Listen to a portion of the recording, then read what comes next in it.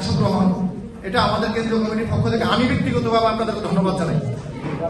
ইনশাল্লাহ আমরা আজকে স্বতঃস্ফূর্তভাবে আপনাদের একজন একজনের সাথে যে কমিউনিকেশন বা পরিচিতি হয়েছে, আমি আশা করি বাংলাদেশের যে আমাদের 8টা বিভাগ আছে, আমরা ইতিমধ্যে বরিশাল, রংপুর আমরা কমিটি দিয়েছি।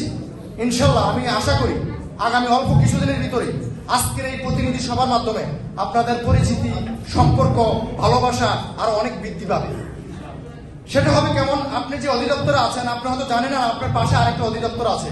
চায়ের আড্ডায় বসে যখন জানতে পারলেন সে মাস্টারুল, ডেলি বেসিক বা এই খণ্ডকালীন ভাউচারে সে আপনার পাশে অধিদপ্তরে যোগাযোগ করতেছে, তার ফোন নাম্বারটা নিয়ে এসে আমাদের কেন্দ্রীয় কমিটিকে দিবেন বা জহিরুল ভাইকে দিবেন, তাদেরকে আমাদের সাথে যোগাযোগ করে বাড়িয়ে দিবেন।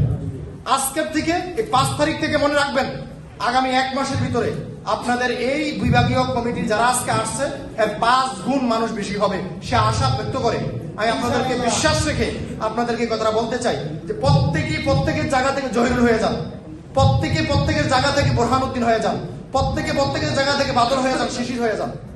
তখন কি হবে, আমাদের এই প্ল্যাটফর্মটা আরো শক্তিশালী হবে। আজকে আমি করতেছি, আগামী দিনে আরেকজন করবে, কিন্তু আপনার এই পরিচিতির কারণে, আপনার একটু চিন্তার কারণে, আপনার 10টা টাকা একটা চা আর একটা সিগারেটের খরচের কারণে আমাদের এই সংগঠন আরো শক্তিশালী হয়ে যাবে।